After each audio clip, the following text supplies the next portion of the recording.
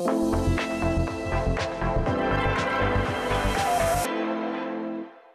Messieurs, bonjour, bienvenue dans l'école du futur, très contente de vous revoir. Au programme aujourd'hui, on va commencer par notre focus, c'est notre influenceur du jour, le vide le plus vide, la caméra la plus rapide, l'expérience la plus froide ou encore la pression la plus forte. Julien Bogroff vulgarise la France et il présente la science, je vais y arriver, il présente des records de physique fondés sur des phénomènes qui éclairent la discipline. On découvre son portrait dans un instant. Et puis elle a une idée derrière la tech, c'est Jeanne Dreyfus qui est avec nous aujourd'hui. Bonjour Jeanne. Bonjour Philippine. De quoi vous allez nous parler aujourd'hui? Je vais vous parler de l'apparence des robots aujourd'hui, à la suite de la sortie de l'un d'entre eux qui s'appelle Protoclone, qui imite assez parfaitement la musculature et l'ossature humaine. Et en fait, on va se demander à quoi on veut que nos robots ressemblent. Excellente question. On se la pose avec vous dans un instant. Allez, c'est notre grande question du jour. Aussi une autre. On va s'intéresser à l'intelligence artificielle dans nos salles de classe. Ben oui, vous savez, on en parle régulièrement. Vous l'avez peut-être déjà croisé sans le savoir, notamment via des applications, des plateformes éducatives aussi. Une question qu'on va se poser, comment ces algorithmes transforment-ils le quotidien des enseignants et des élèves et quels sont les enjeux de l'intelligence artificielle dans l'éducation? Ces questions, on va les poser avec notre invitée. Elle s'appelle Lucille Gelin. Bonjour Lucille, vous êtes en duplex avec nous. Bonjour, merci de m'avoir invitée. Je vous en prie, très contente de vous recevoir dans l'école du futur. Vous êtes senior data scientist chez Lalilo. On en parle dans un instant, juste après le focus. Physicien français, il captive sur ses différents réseaux sociaux les novices comme les experts. Il s'appelle Julien Bogroff et il vulgarise la science avec passion et accessibilité. Et entre rigueur et humour, il fait des concepts scientifiques complexes, du contenu divertissant. On découvre cet influenceur du jour qui nous est présenté aujourd'hui par Dylan Kohler. Aujourd'hui, je vous raconte l'expérience la plus incroyable qui a été faite dans l'espace. Bonjour, aujourd'hui je vais vous montrer le liquide le plus incroyable que vous ayez jamais vu. Bonjour, je vais vous montrer l'objet le plus rond au monde. Bonjour, aujourd'hui 2 solutions géniales pour ne plus jamais renverser votre café quand vous marchez. Dans le paysage scientifique français, un nom émerge, celui de Julien Bogroff. Physicien de renom et vulgarisateur passionné, il s'est fait connaître grâce à ses vidéos percutantes sur TikTok où il rend la physique accessible à tous. Le natif de Suresnes, professeur à l'université Paris-Saclay, se veut spécialiste de la supraconductivité et de la physique quantique. En 2013, il fonde la Physique Autrement, une initiative qui vise à réinventer la communication scientifique. Avec son équipe, il explore des méthodes innovantes pour captiver un public souvent éloigné des sciences. Sur TikTok, Bogroff a su tirer parti de la plateforme pour partager sa passion. Qui aurait cru que parler de phénomènes comme le magnétisme ou la mécanique quantique pouvait susciter tant d'intérêt? Grâce à des démonstrations ludiques et des explications claires, il parvient à toucher un large public, allant d'étudiants aux simples curieux de tous âges. Pourquoi est-ce qu'il y a de la lévitation? L'onde se met à tourbillonner, vous la voyez pas mais elle tourbillonne, et en tourbillonnant, qu'est-ce qu'elle fait? C'est des électrons qui tourbillonnent et ça fait un champ magnétique. Et donc elle tourbillonne pour repousser l'aimant. Donc là, je peux dire que j'ai une manifestation à l'œil nu de la physique quantique en direct. Mais Julien Bogroff ne se limite pas aux réseaux sociaux. Il est également l'auteur de plusieurs ouvrages. Dans ses écrits, il aborde des sujets fascinants tels que les températures extrêmes ou les propriétés étonnantes des matériaux. Selon ses dires, la science n'est pas seulement une accumulation de connaissances, c'est une aventure humaine qui nous pousse à explorer les mystères de l'univers. Cette approche humaniste lui permet d'engager un dialogue avec son public et même de susciter des vocations. Sa capacité à rendre la physique vivante et pertinente est sans doute ce qui fait de lui une figure incontournable dans le domaine de la vulgarisation scientifique. Julien Bogroff est de ceux qui s'engagent à rendre leur discipline accessible et passionnante. Et si vous n'avez pas encore découvert son univers, c'est le moment idéal pour s'y plonger sans attendre. Un accès facilité au monde scientifique à portée de quelques clics.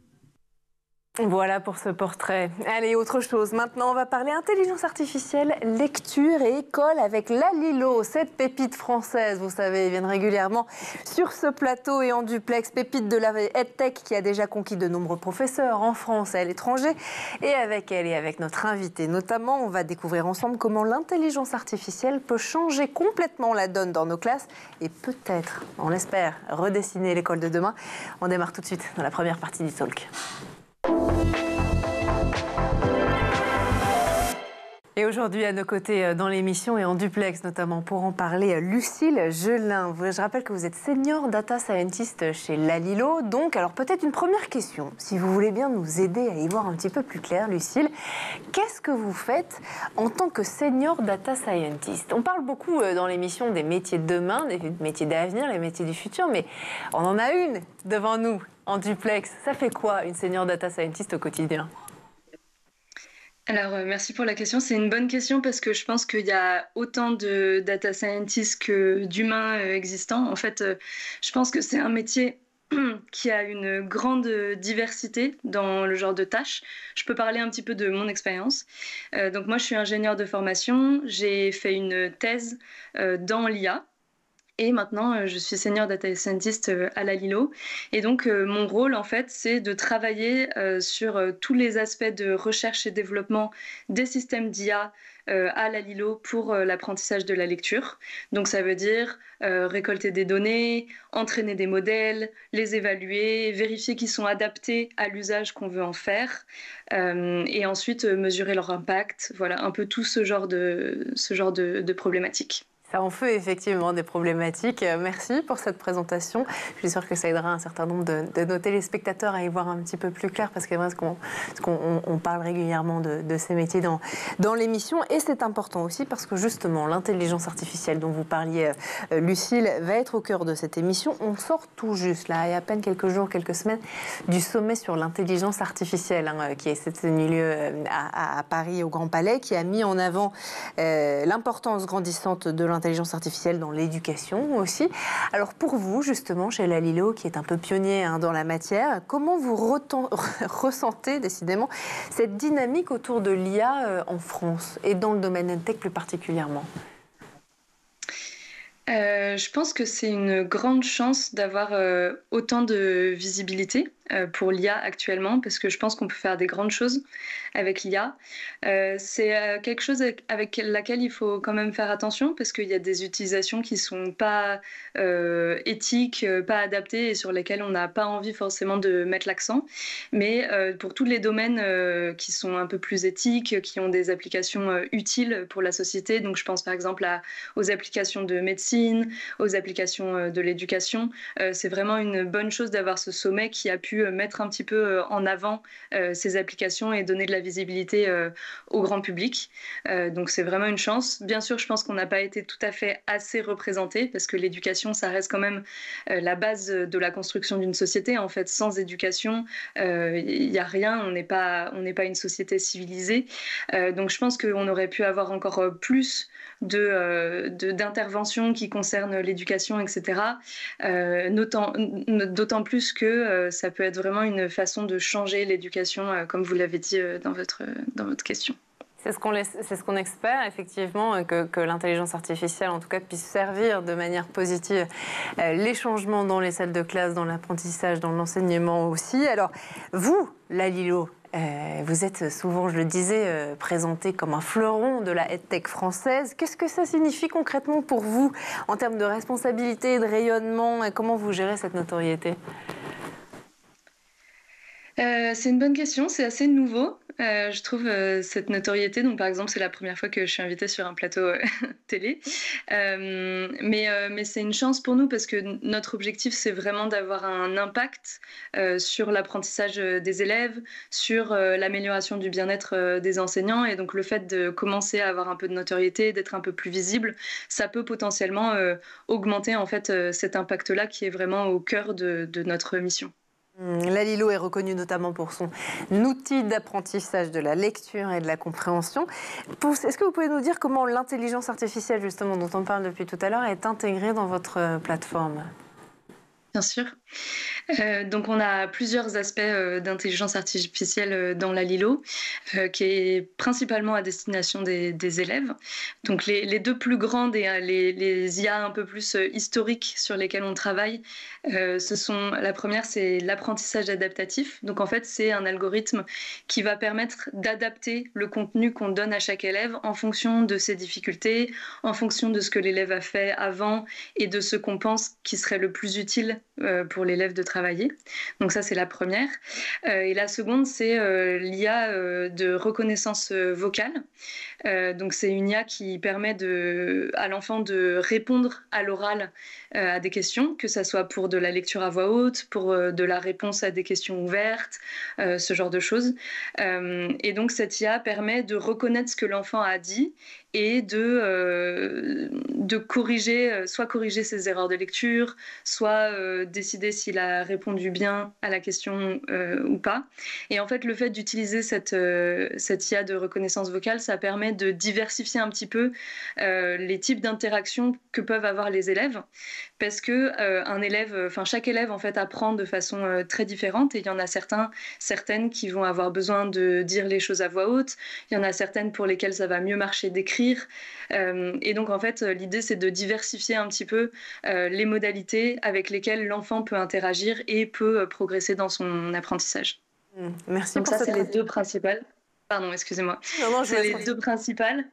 Et après, on commence à développer d'autres applications à destination des professeurs pour faciliter un petit peu leur travail, parce qu'on leur met à disposition des données sur ce que chacun de ces élèves ont fait. Et l'idée, c'est de leur faciliter un petit peu le travail en leur rendant la chose plus accessible avec des IA qui vont mettre en format un peu plus naturel pour les professeurs.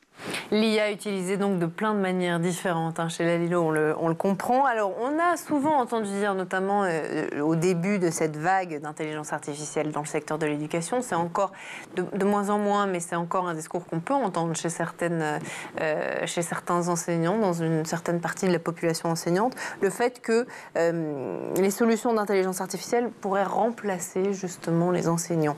Vous, en tant que data scientist, est-ce que vous voyez l'intelligence artificielle comme une concurrence plutôt comme un allié au service des enseignants?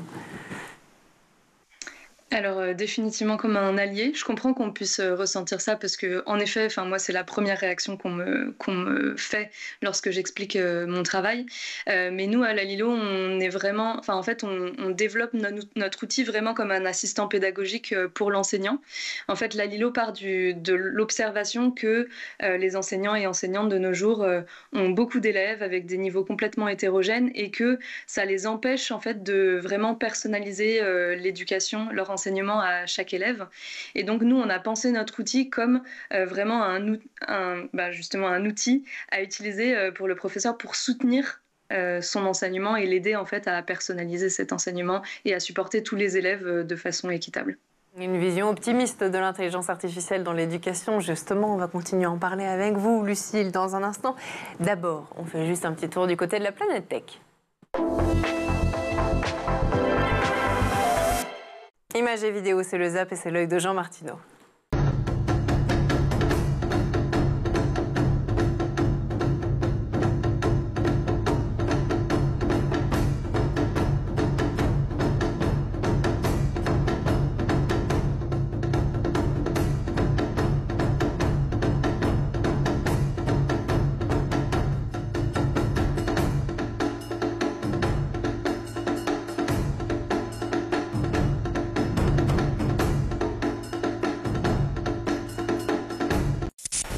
Have you ever seen a G-shaped lamp that's also a wireless charger, Bluetooth speaker, alarm clock, and provides 15W fast charging?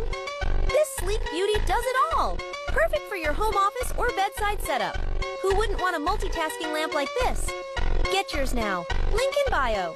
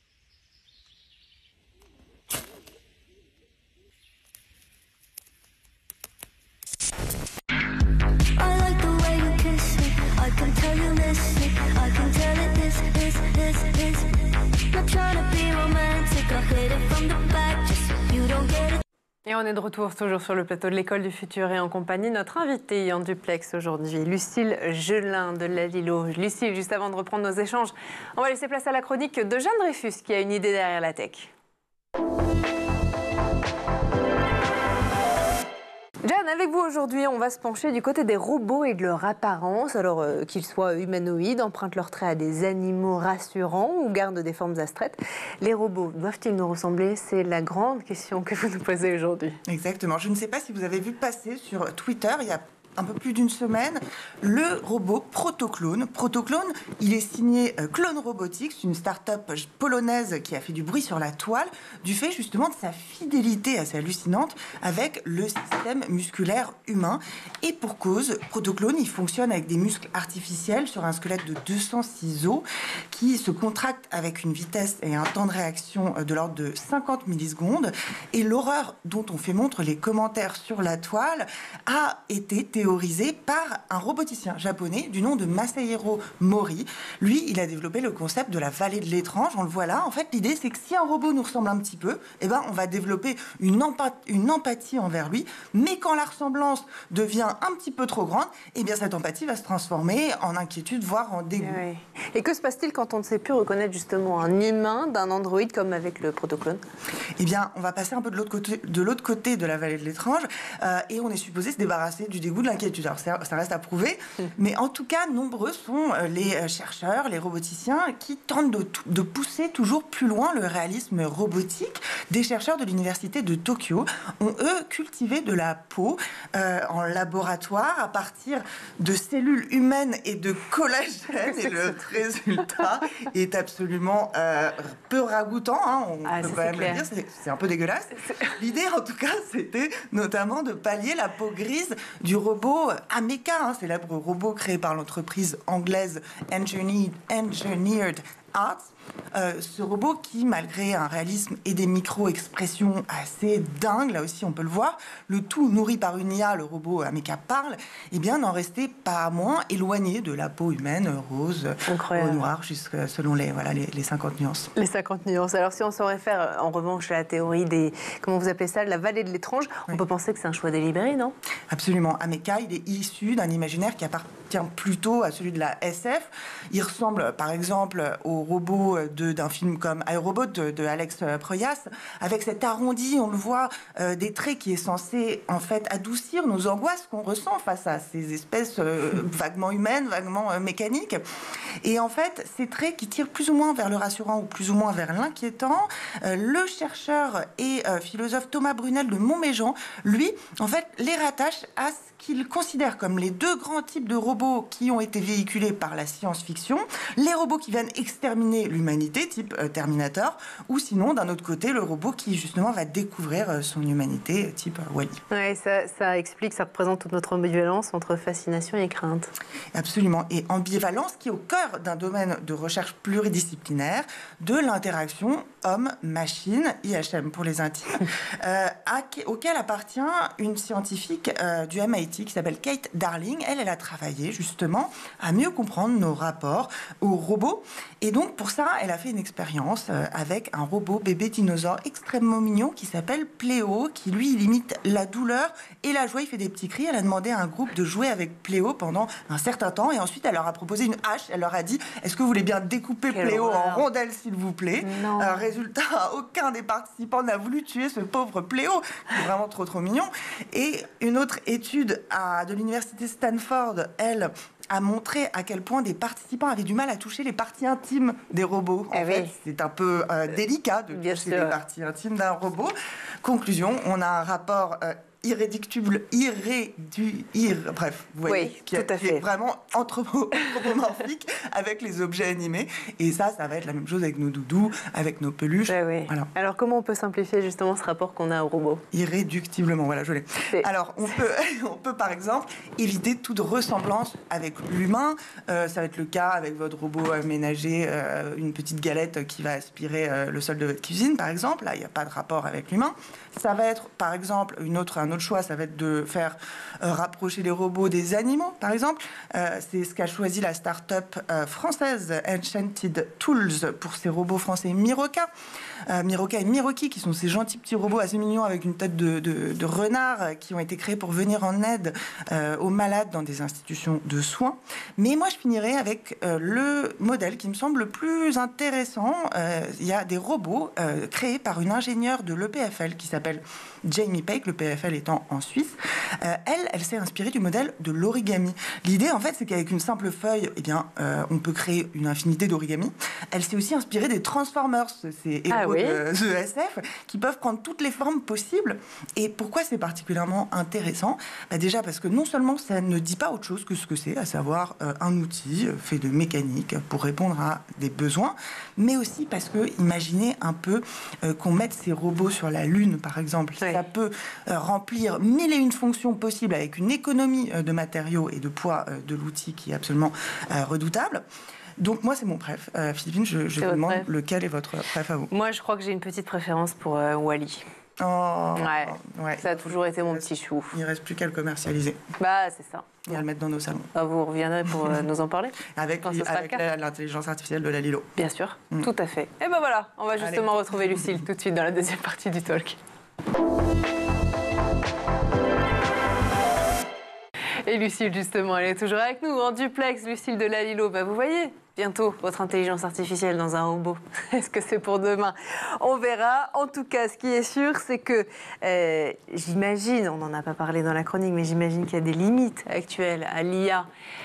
Dans l'éducation, surtout, est-ce qu'il y a des aspects purement humains que la technologie ne peut pas encore remplacer ou reproduire? Est-ce que vous avez peut-être rencontré aussi des difficultés dans l'implémentation d'une intelligence artificielle dans votre plateforme, dans votre application, la Lilo? Ouais, alors, et ça rejoint un petit peu la question que vous m'aviez posée avant. En fait, on ne cherche pas à remplacer le professeur parce que, et notamment pour des enfants de l'âge des utilisateurs et utilisatrices de la Lilo, c'est-à-dire primaire, donc 5 à 11 ans, en fait, on ne pourra jamais remplacer le contact social qu'apporte le professeur,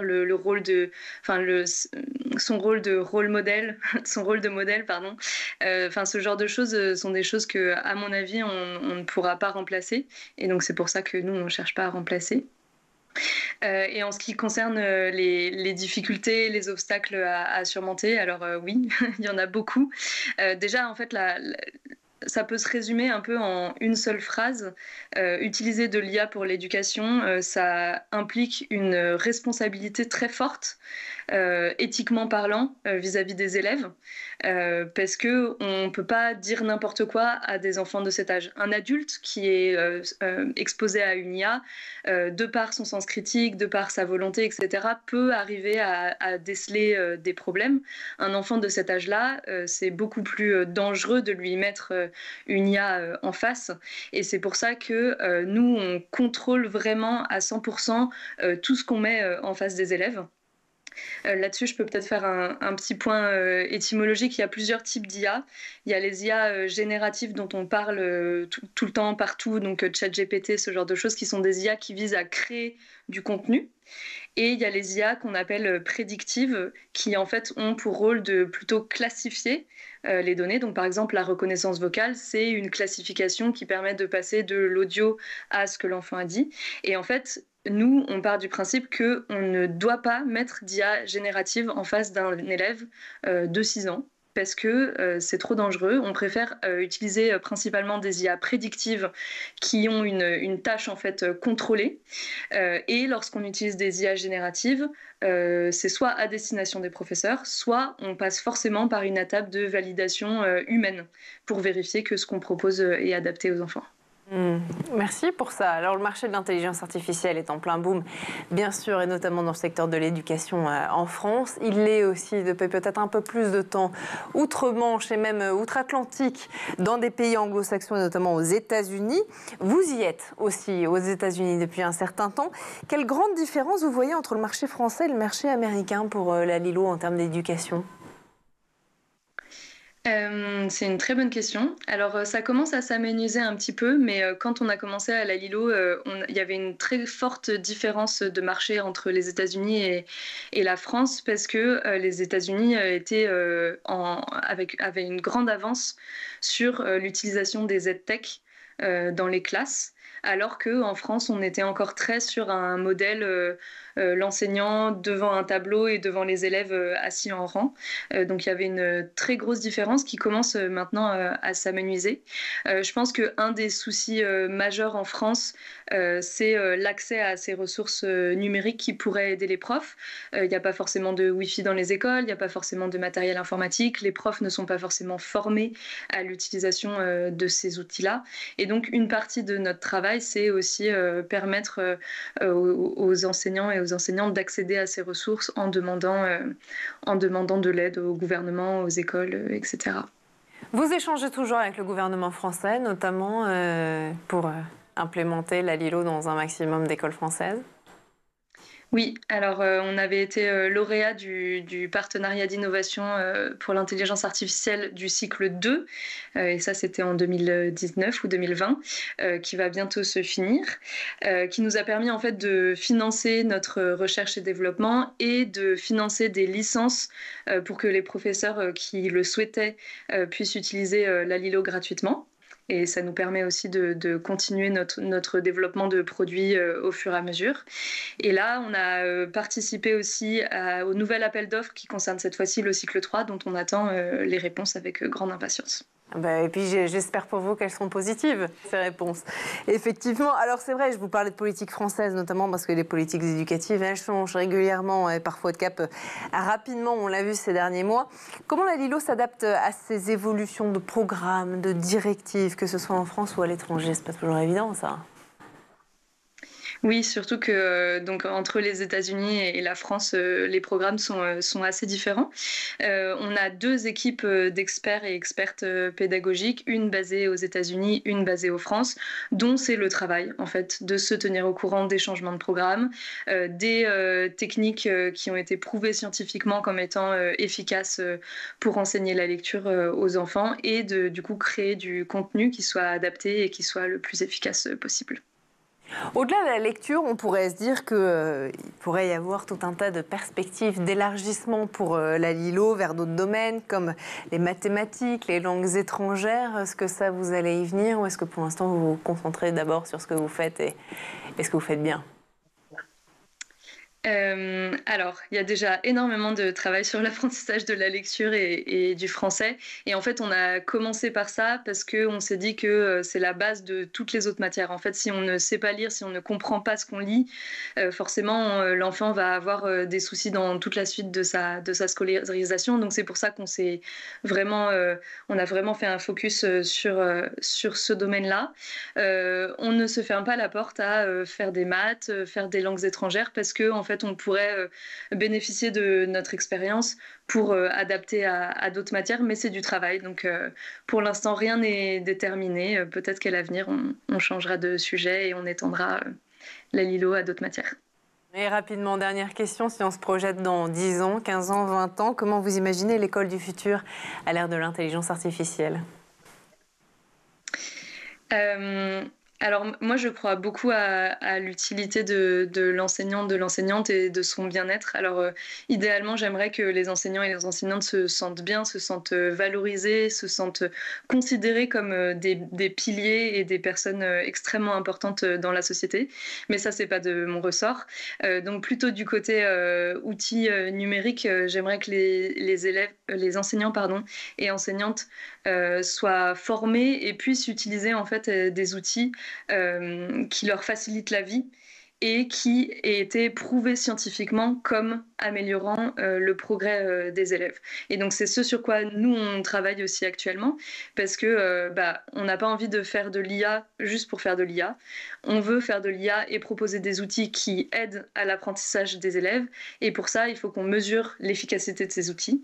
Donc on a lancé une étude d'efficacité à la rentrée pour mesurer en fait si la Lilo aide les élèves.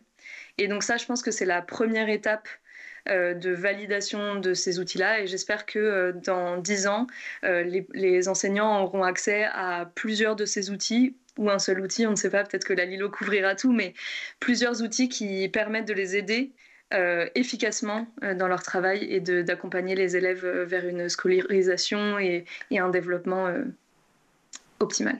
C'est effectivement l'efficacité, la base de tout. On sait ce qu'on vous souhaite, en tout cas, que ce soit reconnu comme efficace. Merci infiniment, en tout cas, Lucille Gelin, d'avoir été parmi nous. Je rappelle que vous êtes senior data scientist chez la Lilo. Merci beaucoup. Merci à vous aussi, Jeanne Dreyfus, d'avoir été parmi nous. Aujourd'hui, chroniqueuse du jour, toujours au taquet. Merci à vous de nous avoir suivis, à Diane Collère d'avoir produit cette émission, à la régie, bien sûr. Et puis nous, comme tous les jours, dès demain, dès 12h30, on se retrouve dans l'école du futur. D'ici là, passez une très bonne journée. Ciao.